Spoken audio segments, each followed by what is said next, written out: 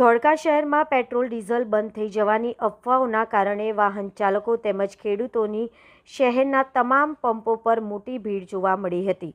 છેલ્લા 6 કલાકથી વાયુ વેગે પેટ્રોલ ડીઝલ બંધ થવાની અફવાએ જોર પકડતા વાહન ચાલકો પેટ્રોલ ડીઝલ સંગ્રહ કરવા શહેરના દરેક પંપો પર મોટી કતારમાં લાગી ગયેલ નજરે પડી રહ્યા હતા।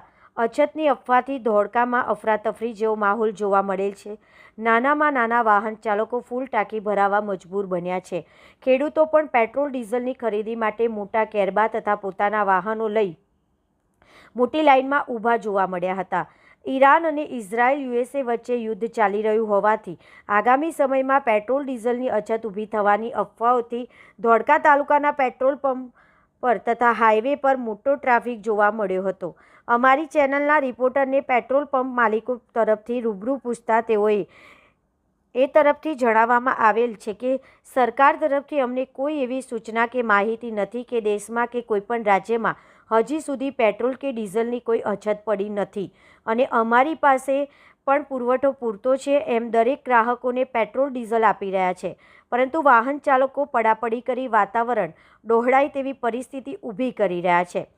અમુક જગ્યાએ તો પંપ માલિકોએ સ્થાનિક પોલીસ બોલાવી વાહન ચાલકોને સમજાવી શાંતિથી ખરીદી કરી રહે તે રીતે વ્યવસ્થાઓ ગોઠવવા તથા જરૂર પડે ત્યાં પોલીસ જવાનોના બંદોબસ્ત ગોઠવી આપેલ છે। પેટ્રોલ પંપ માલિકોએ જણાવેલ છે કે અમારી ગાડીઓ પણ ટેન્કરો ડેપોમાં લાઇનમાં પડ્યા છે, એડવાન્સ પેટ્રોલ ખરીદીના પૈસા પણ ભરી દીધા છે અને અમારી પાસે પેટ્રોલનો પુરવઠો પૂરતા પ્રમાણમાં છે।